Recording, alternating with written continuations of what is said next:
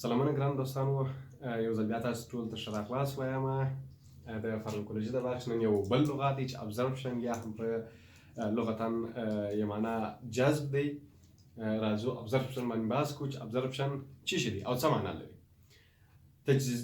تجویز شوې دوا یا هم په اصطلاح ورکړل شوې دوا تر څو پورې چې سیستمیک دوران ته داخلیږي و دې ته څه ویل کیږي؟ ابزرپشن.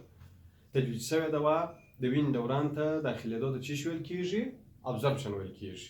هغه دوا یا هغه غذا تر څو پورې چې بدن ته داخلیږي، د بدن سیستمیک دوران یعنې وینې ته داخلیږي و دې ته څه ویل کیږي؟ ابزرپشن. هغه که چیرې موږ تاسو کپسول وګورو، که چیرې موږ تاسو ټابلیټ وګورو، که چیرې د رګ د لارې او یا هم د عضلې د غوښې د لارې یا د جلد د لارې موږ تاسو کومه دوا ولرو، تر څو پورې چې دا جذبیږي کوم ځای ته؟ د وینې دوران ته ګډیږي، تر څو سیستمیک دوران ته ګډیږي و دې ته څه ویل کیږي؟ و دې ته ابزرپشن ویل کیږي. یعنی ابزرپشن د فارماکوکینیټیک او فارماکوډینامیک د دواړو لپاره څه دی؟ مهم دی. موږ تاسو په فارماکوکینیټیک کې وویله چې فارماکوکینیټیک د ابزرپشن څخه شروع کیږي، په الیمینیشن باندې څه کیږي؟ پای ته رسیږي. خو فارماکوډینامیک لپاره هم ابزرپشن یو څه دی، یو پارامتر دی.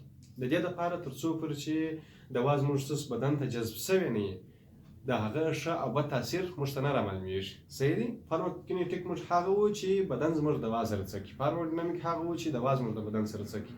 نو تر څو پورې چې دوا جذب شوی نه وي، موږ ته د هغه دوا فارماکوکینیټیک او فارماکوډینامیک تاثیر نشي معلومېدلی. خدای دې وکړي چې په ابزرپشن باندې مو سر خلاصوي. تر بیا پورې په الله سپارم، تر بلې ویډیو پورې ښه وخت، ښې چارې.